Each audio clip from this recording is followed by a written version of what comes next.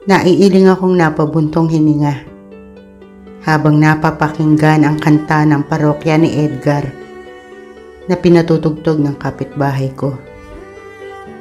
Umiiyak ka na naman. Langya talaga, wala ka bang ibang alam? Namumugtong mga mata. Kailan pa ba kaya ikaw magsasawa sa problema na iyong dinadala hatid sa iyo ng boyfriend mong hindi mo maintindihan? May kwento kang pandrama na naman. Tamang-tama ang lyrics ng kanta sa sitwasyon ng kaibigan kong tanga sa pag-ibig. Hindi pa ba ako sapat para sa kanya? Maganda naman ako Sexy, makinis ang balat, malambing at maalaga. Ano pa ba ang hinahanap niya? Ginagawa ko naman ang lahat ng gusto niya Kahit nga nagmumukha na akong tanga, sige pa rin. Huwag lang siyang magalit. Huwag lang kaming mag-away. Tapos, nagagawa niya pa akong ganituin. Pagmamaktol niya habang sige sa pag-iyak. Nakatayo ako sa tapat ng bintana at nakatanaw sa labas ng apartment na aking tinutuluyan. Pero sa sulok ng aking mga matay, nakikita ko ang pabalik-balik niyang paglakad sa di kalakihang sala ng bahay ko. Unti-unti ang ginagawa kong paghigop sa laman ng hawak kong tasa. Malamig na yon, pero dahan-dahan pa rin ang ginagawa kong pag-inom. Pakiramdam ko ba'y natutulungan ako ng matapang na butil ng kapeng na lusaw na kanina pa. Na ang mapait nung lasa, ang mamamayani at dadaigin ang pait na nalalasahan ng puso ko. Sandali akong natigil sa paglagok nang marinig ang pamilyar na linya. Ang paulit-ulit na linyang kabisado ko na. Bakit naghahanap pa siya ng iba? Ano pa ba ang gusto niyang gawin ko? Ano pa ba ang kulang sa akin? Pagmamaktol pa rin niya. Nagtatagis ang bagang ko sa nararamdamang inis. Napabuga uli ako ng hangin para pakalmahin ang sarili. Nanatili akong tahimik habang nakikinig sa mga sinasabi niya, sa pagsesentimiento niya. Hindi na bago sa akin ang ganitong tagpo. Replay na lang ang dialogue at eksena, gaya ng kantang naririnig namin. O tama yatang sabihin, naririnig ko lang dahil abala siya sa pag-iyak at pagsiself-pity. Sa libu-libong pagkakataon na tayo'y nagkasama, iilang ulit pa lang kitang nakitang masaya. Naiinis akong isipin na ginaganyan ka niya. Hindi ba niya alam ang iyong tunay na halaga? Humigpit ang pagkakahawak ko sa tenga ng mug, sa karugtong na kanta na naririnig ko. Nawawaan kong ako ang nasa sapul ng kanta. Tila nananadya ang parokya ni Edgar na ako'y patamaan dahil talagang naiinis na ako. Gusto ko nang sugurin ang buwakang inaatarantadong boyfriend ni Yuri. Pasabugin ang makapal nitong muka. Iumpog ang ulo sa mga haligi ng building ng bago kong project. Gusto kong ipasok ang buo nitong katawan sa cement mixer na gamit ng mga tao ko at gawing pampatibay sa mga poste para kahit paano ay magkaroon ng pakinabang. Tinignan ko si Yuri. Ang kababayan ko. Ang kaklase ko noong college. Ang muse ng basketball team namin. Ang nag-iisang babaeng pinangarap ko. At pinapangarap pa rin hanggang ngayon. Ang maganda, simple, inosente at malambing na dalagang naging inspirasyon ko mula pa noon. Ang babaeng pinahahalagahan ko at iniingatan, samantalang binabaliwala at sinasaktan lang ng iba. Habang ang gusto ko mapasaya siya, pinaiiyak naman ang boyfriend niya. Ano ang gagawin ko, Vance? Hindi ko makakaya kung mawawala siya. Mababaliw ako, mamamatay ako. Mahal na mahal ko siya. Muli na namang kumirot ang puso ko. Pakiramdam ko'y napupunit ang dibdib ko sa mga sinasabi niya. Nasasaktan ako sa tuwing maririnig mula sa kanya kung gaano niya kamahal ang walang kwentang lalaking yon. Bakit si Lemuel pa ang minahal niya? Bakit? Hindi na lang ako. Vance, pagtawag niya sa pangalan ko, puno ng pakikiusap, ng pagmamakaawa. Hayaan mo, kakausapin ko. Gusto kong sapakin ang sarili ko sa aking naging sagot. Hindi na ako nagulat nang mabilis niya akong lapitan at yakapin ng mahigpit. Otomatikong umangat ang kamay ko at dumapo sa kanyang likod. Marahan ko yung tinapik. Buong ingat na hinaplos upang maihatid ang pangunawa ko at pagmamalasakit. Ang kasiguraduhang gagawin ko ng paraan ang problema niya. Paano na kaya ako kung wala ka? Maluha-luha niyang sabi, tapos kumawala sa pagyakap sa akin. Nangiti ako. Sapat na ang mga katagang yon para kahit paano mabawasan ang sakit na nararamdaman ko.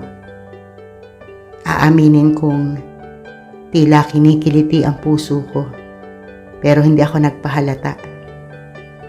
Anong gusto mong kainin? Ipagluluto kita. Tanong ko upang ibahin ang usapan. Ngumiti siya. Ngiting umabot hanggang sa mga mata. Ganun kalaki ang tiwala niya sa akin. Ang paniniwala sa salitang binitiwan ko. Mabilis niyang kinusot ang mga mata at saka tumayo. Lumapit sa refrigerator at binuksan yon. Ako na lang. Para makatikim ka naman ng masarap, no? Pagbibiro niya habang naghahanap ng mailuluto. Hindi ako pwedeng umabsent sa trabaho, Yuri. Baka mamaya, mag-LBM na naman ako dyan sa masarap na sinasabi mo. Pakikiayon ko sa bumalik niyang sigla. Grabe yan, ha? Ikaw kaya yung nagkamali sa ingredients natin noon.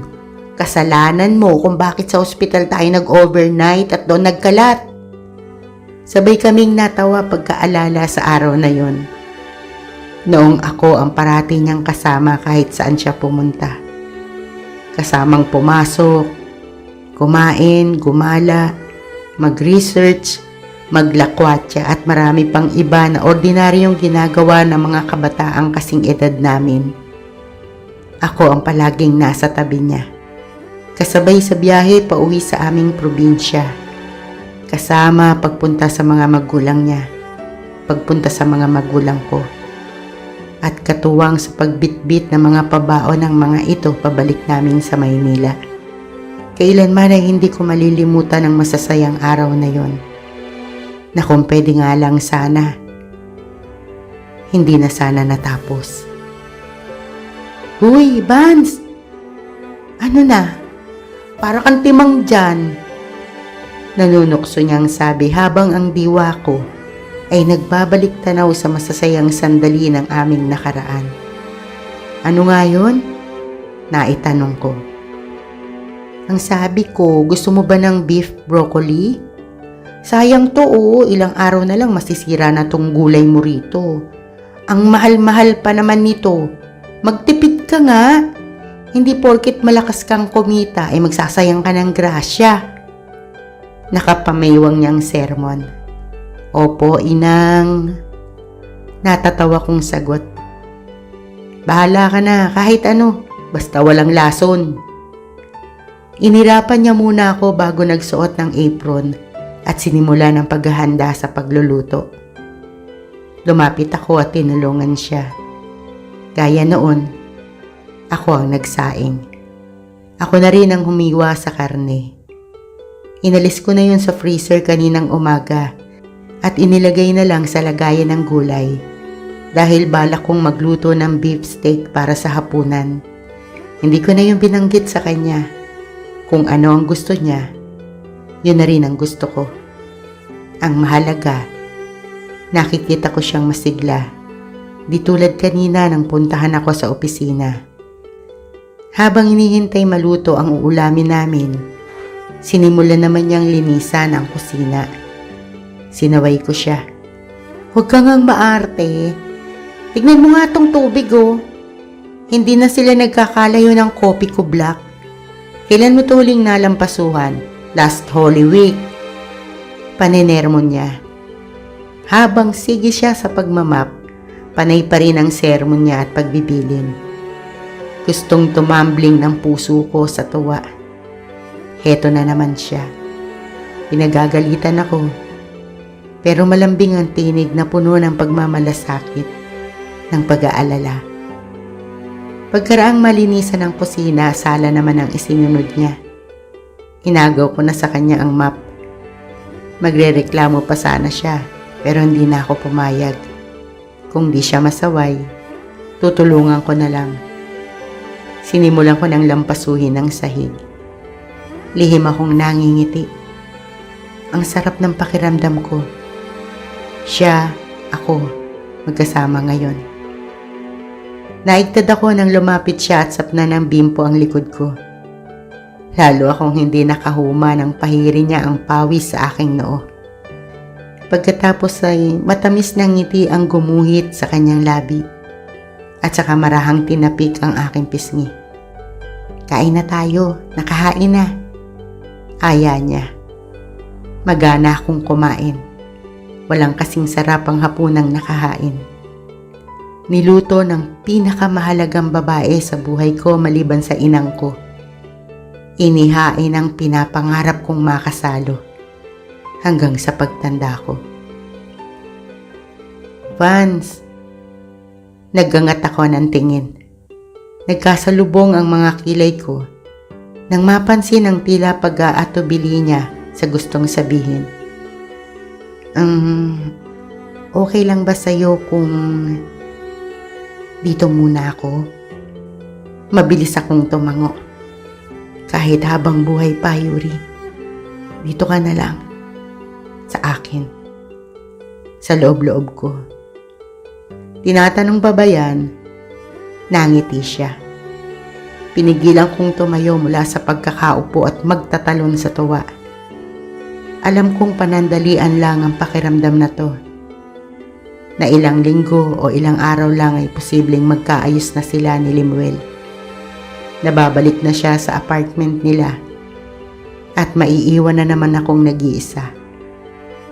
Gayunpaman, masayang-masaya pa rin ako. Paulit-ulit kong pipiliing makasama siya kahit sandali lang upang muling bumuo ng magagandang ala-alang pagkukunan ko ng inspirasyon sa mga araw na wala na siya. Ang ilang araw na ilalagi niya sa bahay ko, sa piling ko, ay higit na mainam kaysa wala. Yung maramdaman kong kumpleto ang buhay ko dahil kasama ko siya. Dahil kay Yuri, natutunan kong maging masaya kahit nasasaktan. Ganyan ko siya kamahal.